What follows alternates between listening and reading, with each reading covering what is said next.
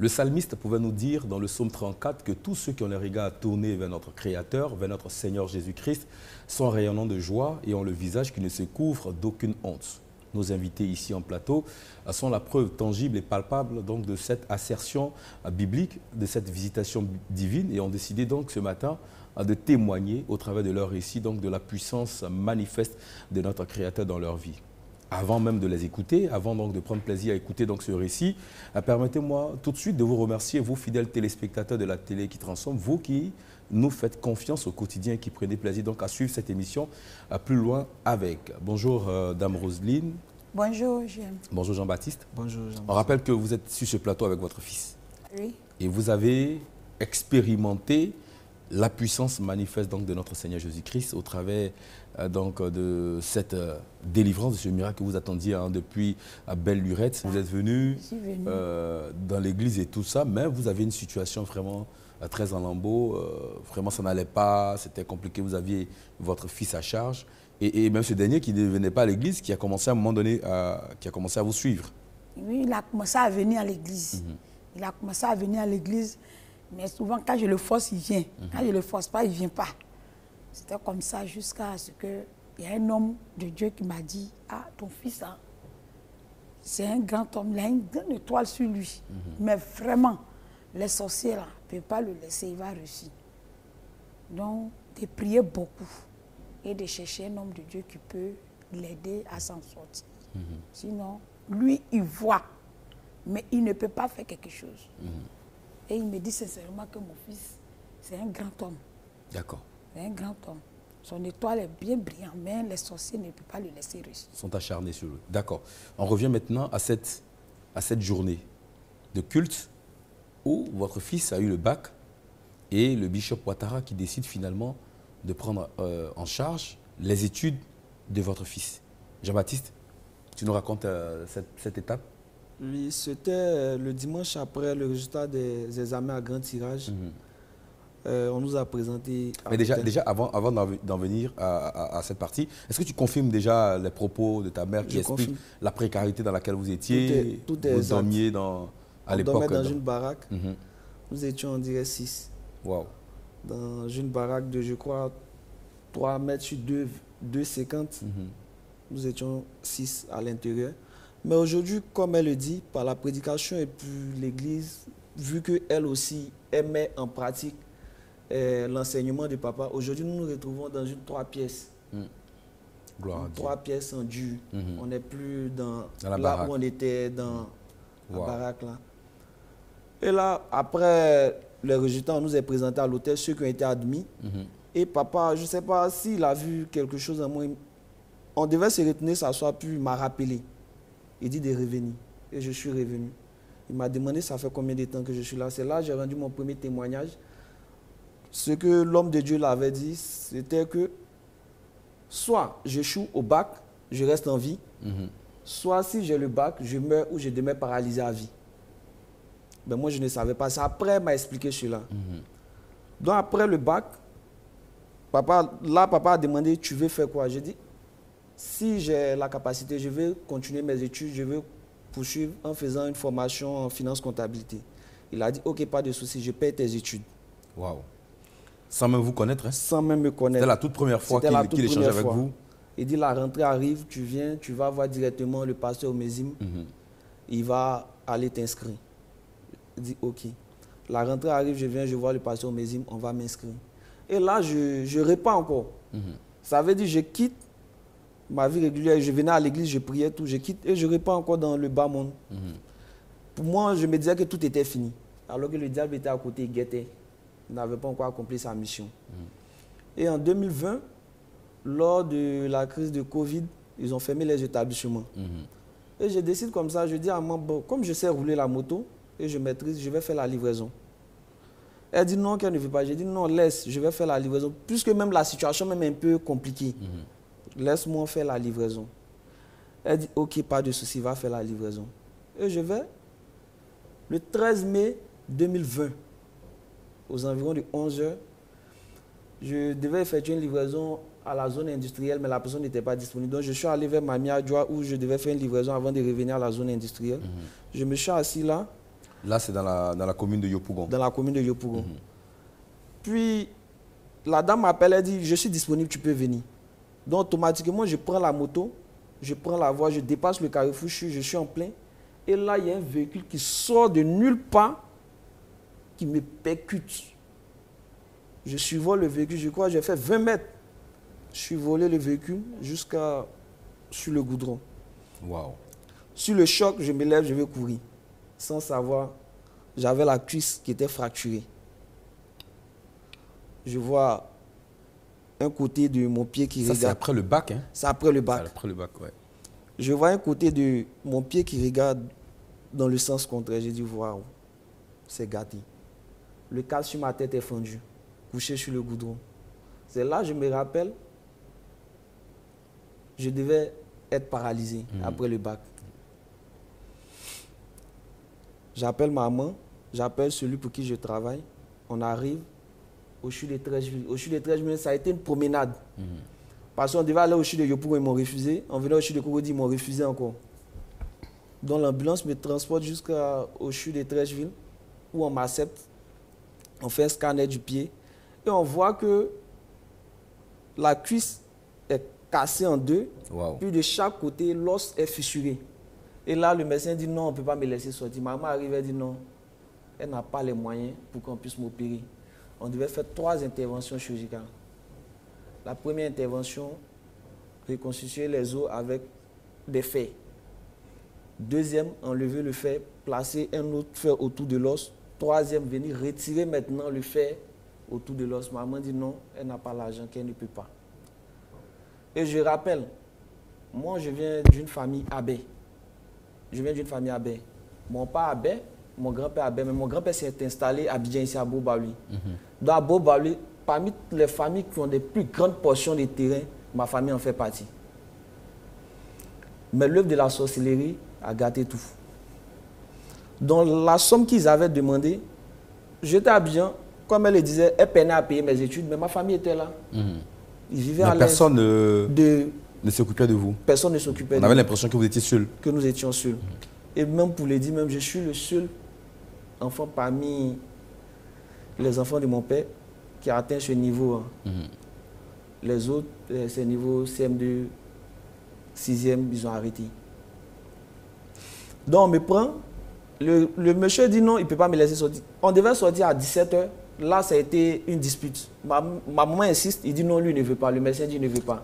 Votre mère, elle insiste parce qu'elle n'a pas les moyens. Elle n'a pas les moyens. Elle n'a pas les moyens de permettre l'opération et tout ça.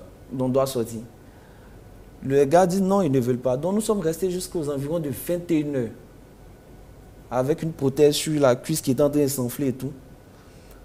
Donc, jusqu'à 21h, ils acceptent de nous laisser sortir. On sort, on arrive à la maison. Maman dit, ne t'inquiète pas, dors, ça va aller. Elle prend l'huile d'onction, elle met sur les pieds, masse. L'huile qui contient les prières du Bishop Ouattara. Les prières du Bishop Ouattara. On dort le lendemain. Elle dit, on va aller voir un praticien qui fait ça pour qu'il puisse te soigner. On est allé. Après ça, 2 jours après, elle dit, bon, venons à l'église. Non, nous ne sommes pas venus. Elle a appelé, elle est venue chercher un pasteur à l'église. Le pasteur Omezim.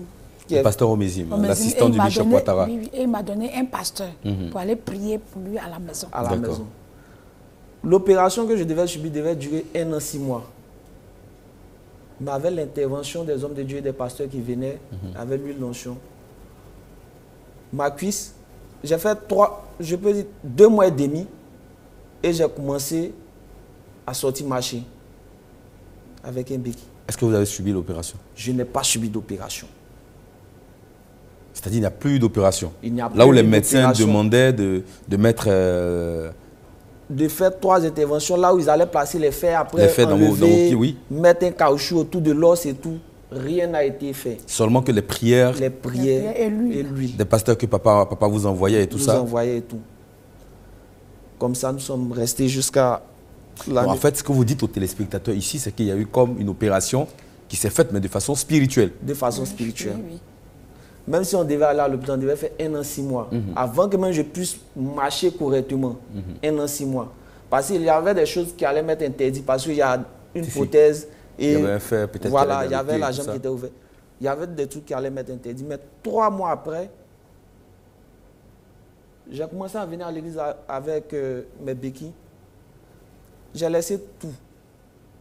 J'ai marché au bout de 3 mois. J'ai repris la mobilité de ma jambe gauche au bout de 3 mois. Sans des séquelles, hein? Sans des séquelles. J'ai repris la mobilité de ma jambe. Puis après ça, on repart. L'année suivante, je dois passer le BTS. Et je n'ai pas terminé la première année. Arrivé à l'école. Et tout ça, ce que vous nous dites, c'est que c'est le Bishop Ouattara qui a financé vos études, c'est-à-dire après l'obtention du bac, jusqu'au BTS. Jusqu'au BTS. Wow. Et là, je vais au BTS. La première année, j'échoue. Et même mes éducateurs n'en croyaient pas. Ils disent non, je ne crois pas, Jean-Baptiste, tu ne peux pas échouer. J'ai dit, j'ai échoué. C'était comme il y avait une interdiction sur votre vie, voilà, qui vous empêchait d'avoir des examens. Oui. Soit vous tombez paralysé ou vous êtes paralysé. Je ne devais pas évoluer même au niveau de l'école parce que je m'entêtais. Donc je devais avoir des échecs en un point fini pour me décourager. Et cela même, ça a été depuis, je peux dire, la classe primaire. Parce que c'est comme si quelque chose me suit. Arrivé à un certain moment, je peux commencer une année, puis je me décourage, je ne vais plus à l'école. Je prends échec première année, deuxième année, je me concentre, j'avance. Je peux faire 2 ans comme ça. Après, c'est comme s'il y a quelque chose qui me retire l'envie d'aller à l'école. Mais tel que vous l'expliquez, dans votre famille paternelle, les autres, malheureusement, eux ont pu s'arrêter. Donc on avait comme cet esprit-là qui vous suivait. C'est pour cela que je dis, c'est par la prière de ma maman, ce sont ces prières qui me retiraient souvent, mais je ne restais pas constant dans les voies du Seigneur en fait. Donc cela revenait à tout moment me fatiguer. Et j'ai dit, la deuxième année, lorsque j'ai échoué, ils m'ont demandé de répondre. J'ai dit non, je ne peux pas répondre, je connais mes compétences. Soit vous me donnez la possibilité de faire les 2 années, la licence en même temps, le BTS, ou soit je vais ailleurs. Donc j'ai fait les 2 années, j'ai fait la licence et le BTS. Et là, c'est après le chèque que je reviens encore à l'église. Et l'année qui suit, j'ai le BTS, j'ai la licence. En même temps. En même temps. Waouh. J'ai le BTS, j'ai la licence. Je fais ma soutenance, je fais mon stage, je vais faire ma soutenance, je valide. Un jour, je suis quitté, je suis allé déposer mes documents pour le travail. Je venais, il y avait un chaud soleil. Il y avait un chaud soleil et je croise des jeunes à l'entrée d'Abo Bablé qui disent « Mon frère, viens t'inscrire, on joue à la DV Loterie, viens t'inscrire, tu vas gagner. » Il a dit « Moi, le soleil est trop haut. » La DV Loterie, c'est le visa... Le visa américain. Le visa américain, oui. Il dit « Le soleil est trop haut, moi, je ne peux pas jouer. » Carte. Voilà, vous faites vos magouilles, souvent vous escroquez les gens, que non, vous me laissez. Le jeune m'a poursuivi, je ne sais pas si vous connaissez l'entrée d'Abo Bablé. Il m'a poursuivi de l'entrée d'Abo Bablé jusqu'à, j'étais presque arrivé à l'école primaire d'Abo Bablé Sadio Dan. Il dit, bon, ok, j'ai compris, je ne paye rien. Il dit, oui, tu ne payes rien, il faut t'inscrire. Puis je me suis inscrit, j'ai pris ma route, je suis parti. Là, c'était un plan de Dieu pour moi, mais le diable est venu s'interposer. Est-ce que vous vous rappelez toujours ce que votre mère est restée toujours fidèle Elle est restée toujours à sa position à l'église ambassadeur, toujours dans les prières, dans les actions prophétiques pour votre fils. Waouh. Et j'écoutais les enseignements de papa qui disait que quand vous priez, priez pour votre fils et dites, que, le manteau de Bishop Ouattara vous couvre. Et à chaque fois, c'est ce que je disais sur lui. Puisqu'il y avait un prophète qui m'avait dit qu'il a une étoile qui doit bien briller, mais les sorciers étaient trop sur lui. Donc je suis venue à l'église et papa avait prêché, il avait parlé à faire de manteaux qui couvrent. Moi, je pratiquais toujours cela. À chaque prière, même quand il dort, même, je mets une dans sa main, je mets sa tête. D'accord. Et vraiment. Et il avait oublié une partie où il avait fait l'accident. Quand il était tombé, il y avait un homme qui était sorti sur lui parce qu'il y avait des voitures qui venaient, qui devaient monter sur lui. Mais il y avait l'homme, on ne sait pas où il est quitté. C'est toujours, je dis que c'est la prière de papa. C'est papa qui avait envoyé un ange pour pouvoir l'enlever de la mort. Et le monsieur s'est arrêté là, en train de diriger les voitures jusqu'à ce que les ambulances viennent le prendre. Et il a suivi les ambulances jusqu'à l'hôpital, il a disparu. Wow. On a pu retrouver le monsieur. Je ne sais pas s'il avait plus son numéro bien. J'avais pris son numéro, mais après ça, quand j'ai essayé de l'appeler, son numéro ne passait plus. Parce que c'était au temps de Covid, donc les gens ne sortaient pas. Mais on ne sait pas où le monsieur même est sorti pour s'arrêter sur lui. C'était la main de Dieu qui a été dirigée donc envers sa personne. Alors on va revenir cette fois-ci. Vous jouez, donc le monsieur qui vous poursuit pour jouer donc à la green card. Je joue, je donne mon numéro. Et le jeune me demande un numéro second, je donne le numéro de maman. Et je vais. Après, les résultats sortent généralement en mai. Les résultats sortent en mai. Moi, je suis informé qu'en juin, je crois en juin, juillet. C'est-à-dire deux mois après. Et le monsieur m'informe, il dit, mais vous avez quel problème que depuis les résultats sont sortis, on essaie de vous joindre, votre numéro ne passe pas. J'ai dit, moi, mon numéro ne passe pas. Et même si mon numéro ne passe pas, le numéro de maman est déchu. Elle a le même numéro. Il dit, ok, vous avez gagné, félicitations, venez au bureau pour la procédure, pour la suite. Il dit, ok, il n'y a pas de souci. Je m'y rends et on commence la procédure. Et là encore, je découvre que non, le diable avait déjà tout manigancé auparavant pour me faire échouer. J'ai joué avec mon bac. C'est là que je me rends compte que mon bac, il y a une erreur là-dessus sur ma date de naissance, différente de mon extrait. Alors que cela, l'ambassade ne l'accepte pas. Si vous arrivez à l'ambassade qu'il y a une différence, une nuance, on dit non, que vous n'êtes pas la même personne. Il dit, quoi? Je prends mon BPC, c'est la même chose. Je prends mon extrait, je suis au 18 août, je prends mes diplômes, jusqu'à la licence, je prends mes diplômes, je suis au 10 août. J'ai dit, mais qu'est-ce que c'est? Et là, on commence la procédure. Le monsieur me dit, non, on va faire un acte d'individualité qui prouve que c'est la même personne et tout et tout. On fait tous les papiers, on va le jour, même avant ça, quand on remplit votre DS 260, vous attendez, l'ambassade va vous envoyer une lettre de programmation pour votre interview, qu'on appelle la deuxième lettre. La deuxième lettre ne vient pas, la deuxième lettre ne vient pas, la deuxième lettre ne vient pas, on rentre en 2025. Alors qu'en principe, ça doit être là. Le monsieur m'appelle, il dit, mais tu vérifies ta boîte mail, qu'en principe, là, il a dit, non, je vérifie, je ne vois pas. Je vérifie, je ne vois pas. Là, on était rentré en février 2025, lors de Kadosh, fin Kadosh, et il y a eu une prédication où l'homme de Dieu qui était là a dit, si vous ne payez pas votre dîme, vous ne saurez pas ce que vous payez. Mais si vous payez votre dîme, vous saurez ce que vous avez perdu auparavant lorsque vous avez refusé. Et ce jour, après la prédication, la semaine qui a suivi, j'ai dit non, cette semaine-là, je me suis mis à cœur de commencer à payer ma dîme. Et la semaine, je sors, je vais travailler, je fais mes livraisons. Et je gagne plus que même avant même. Je paye ma dîme le dimanche. Le lundi matin, le monsieur m'appelle, il dit non, que votre deuxième lettre est là. Waouh. Ma deuxième lettre est là. Il dit oui, que votre deuxième lettre est là. Que votre deuxième lettre est arrivée depuis janvier. Non. Début janvier. Et j'ai été programmé pour l'interview le 26. Nous sommes au fin février, après Kadosh. Alors que Kadosh a pris fin le 28. Le 28 février. Février.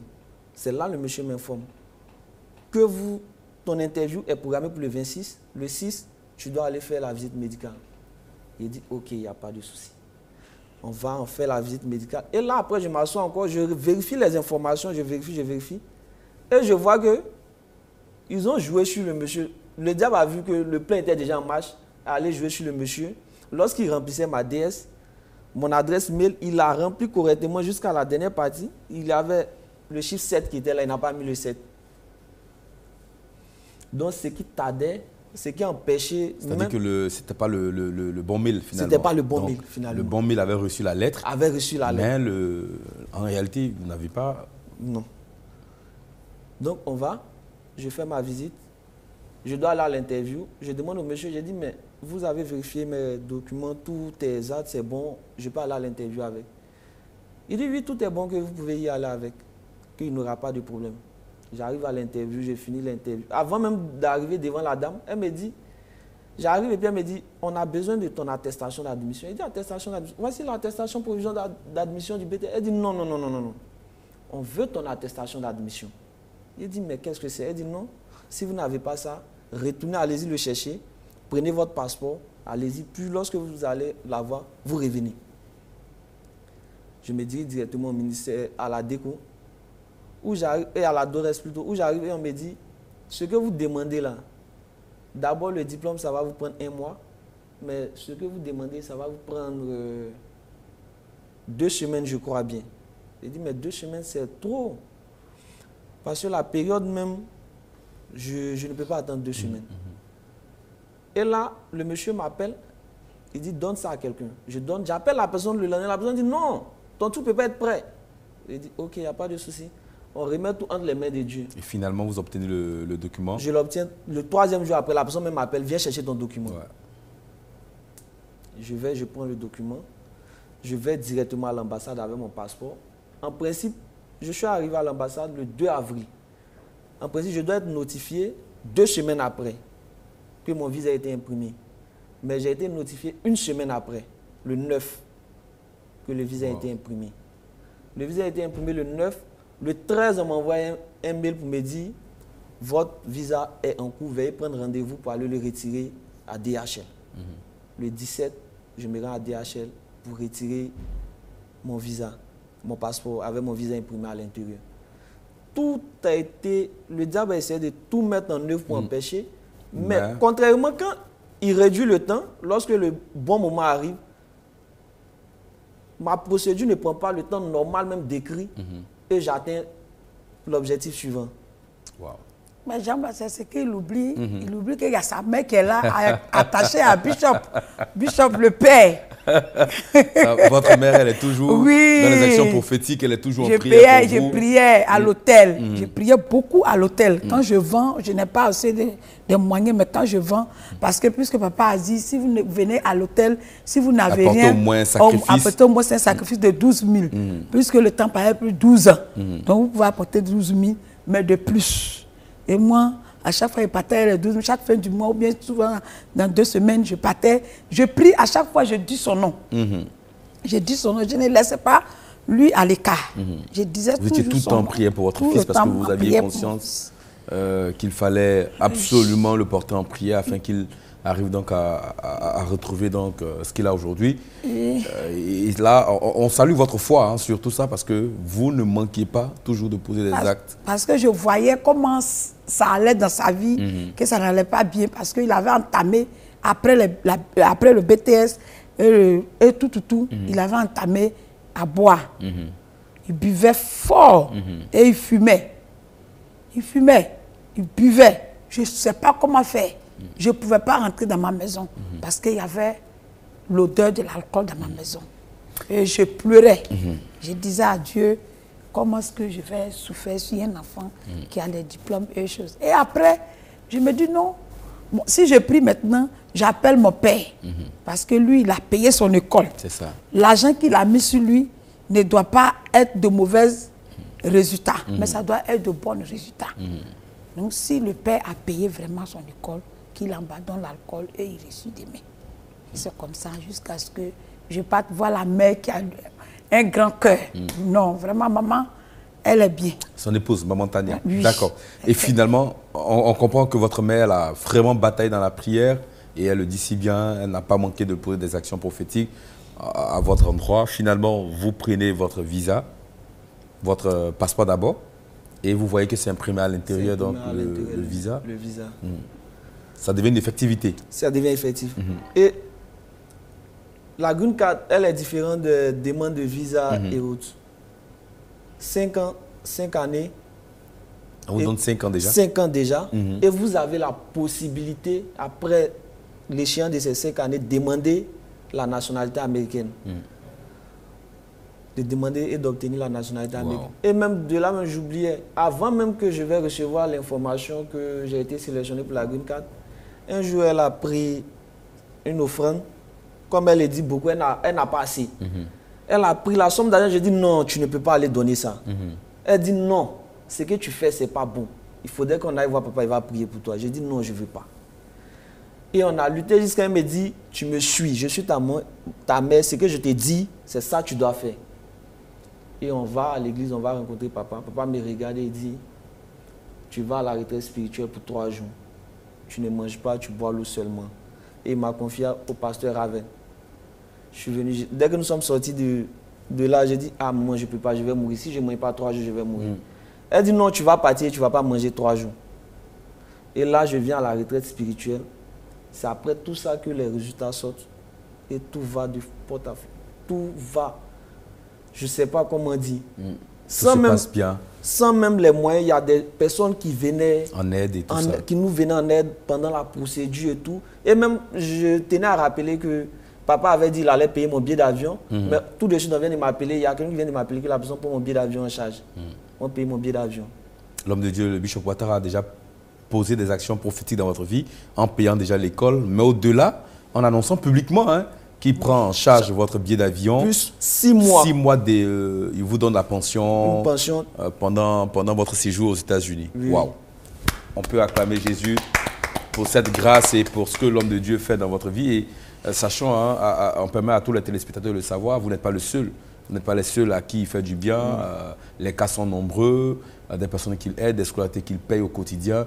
Mais tout cela dans le secret et on bénit le Seigneur pour cela. En tout cas, merci maman. Finalement, de cette maison en baraque dans laquelle vous dormiez autrefois, vous vous retrouvez dans une maison en Dieu de 3 pièces avec votre fils pour qui vous avez tant prié, tant bataillé, fini par avoir donc le visa américain. 5 ans déjà pour commencer, avec en prime la possibilité d'avoir donc la nationalité américaine. On ne peut que rendre gloire à Dieu pour ce miracle et pour tout ce qu'il a fait dans votre vie. Jean-Baptiste, excuse-moi. Rapidement. Excuse-moi, rapidement, oui, rapidement. Lorsque j'étais dans la maison baraque, que je disais, le propriétaire, je n'ai rien fait. Mon loyer était normalement payé. Et même moi, j'avais ma caution même qui était avec lui. Et il m'appelle, il me dit, non, vous devez quitter ma maison. J'ai dit, mais comment? Il dit, non, c'est ce qu'il a dit. Et tu utilises ta caution et tu quittes ma maison. Et je te donne 3 mois et tu quittes ma maison. Je lui ai dit, d'accord, il n'y a pas de problème. Les gens me disent, non, demande-lui pardon parce que tu vas aller où? Je dis, non, je ne vais pas lui demander pardon. Je rentre dans ma maison, je prie. Et le mois suivi, ma caution est plus. Je m'avais payé, il dit, non, je ne vais pas. Je prends cet argent, je viens, je dépose à l'hôtel. Je payais les 3 mois qu'il m'a donné gratuitement, j'ai payé ça à l'hôtel. J'ai dit à Dieu, voici l'argent de la maison. Il dit, il ne prend pas. Donc, je dépose à l'hôtel 3 mois. Successives. Je vis dans la maison baraque 1 an sans payer. Wow. Avant d'avoir la nouvelle maison. Super. Oui, super. Je vais partir. En tout cas, on a droit à une succession donc, de miracles qui s'enchaînent dans votre vie. Et comme on le dit, on ne peut que rendre gloire à Dieu pour ce qu'il a fait dans votre vie. Merci en tout cas Jean-Baptiste et sa mère Roselyne. Merci d'être passé sur notre plateau. Merci pour ce témoignage, pour ce miracle et qui, ma foi, va forcément édifier quelqu'un. En guise de conclusion, qu'est-ce que vous pouvez dire donc à ces téléspectateurs qui vous suivent? Vous avez votre caméra qui est juste en face. Oui, ce que je peux dire aux téléspectateurs, moi je ne sais pas parler français parce que je n'ai pas fréquenté. Mais ils ont compris, ils ont compris. Et c'est pour dire vraiment que l'église ambassade des miracles, c'est une terre qui est bénie par le Père, le Bishop Ouattara Medris. Parce que c'est une terre là où tu plantes du maïs, tu récoltes du maïs. Là, si tu plantes la banane, tu récoltes, ça n'échoue pas. Ça n'échoue pas. Parce que papa même, bon, je peux dire que ce n'est pas un homme, c'est un esprit. Quand il monte sur la chaise, puis je le vois en train de prêcher, je ne sais pas, je ne me sens pas dans moi. Je vois que vraiment, l'église ambassade des miracles, il ne faudrait pas que les gens vont hésiter. Ils n'ont qu'à venir. S'ils ont des problèmes, ils n'ont qu'à venir. C'est ça. Quand ils viennent, ils n'ont qu'à pratiquer ce que l'homme de Dieu dit. Il ne faut jamais qu'ils se rendent découragés. Ils n'ont qu'à continuer. Parce que moi, j'ai été rejetée parce que quand j'étais venue dans l'église ambassade des miracles, parce que mes parents étaient de l'autre côté. Nous tous, on était de l'autre côté. Et ils m'ont dit que moi, j'ai laissé l'arbre où nous tous, on est dedans pour venir sur notre arbre. Ils m'ont laissé. Il y a des gens qui parlaient. Jusqu'à présent, même, ça parle de ça. Pourquoi je suis venue dans cette église. Mais je sais pourquoi je suis dans cette église. Et aujourd'hui, voici moi. Voici les résultats. Les résultats parlent. Les résultats parlent. D'accord. Merci, Dame Roselyne. Jean-Baptiste, en guise de conclusion. En guise de conclusion, moi, je tenais plus principalement à m'adresser à ma promotion, à ma génération, à tous ceux qui sont à l'église ou qui nous suivent par le biais de la télé. Si vous suivez le Bishop Ouattara Mohamed Idriss et ses prédications, sachez que vous êtes condamné à réussir. Parce que moi-même, dans mes rêves les plus fous, je n'ai jamais imaginé un jour obtenir le visa pour les États-Unis. C'est parce que le père spirituel de ma mère, qui est mon père spirituel, m'a condamné à réussir qu'aujourd'hui j'ai obtenu le visa. Alors à tous mes jeunes frères et jeunes sœurs, ne vous découragez pas, continuez à prier, mettez en pratique les enseignements. Comme je l'ai dit, ma deuxième lettre est arrivée, je ne l'ai pas reçue. Mais lorsque j'ai décidé de payer ma dîme, le lendemain, j'ai reçu ma deuxième lettre. L'information est venue. Mettez aussi en pratique les enseignements que nous donne notre Père spirituel. Cela va nous permettre d'ouvrir assez de portes dans notre vie. Merci. Merci, Dame Roselyne, d'être passée sur notre plateau. Merci à votre fils Jean-Baptiste. Merci à Dieu pour ce miracle qu'il a accompli dans votre vie. On ne cessera jamais de le dire. Merci au travers toujours des ondes de Miracle TV+. Merci également à vous, fidèles téléspectateurs, qui avez pris plaisir donc à suivre cette émission. Merci à toutes nos équipes qui ont travaillé ici en plateau. Merci pour votre fidélité à la télé qui transforme. Et n'oubliez surtout pas, l'info se poursuit toujours sur MTV+, la télé qui transforme. Au revoir.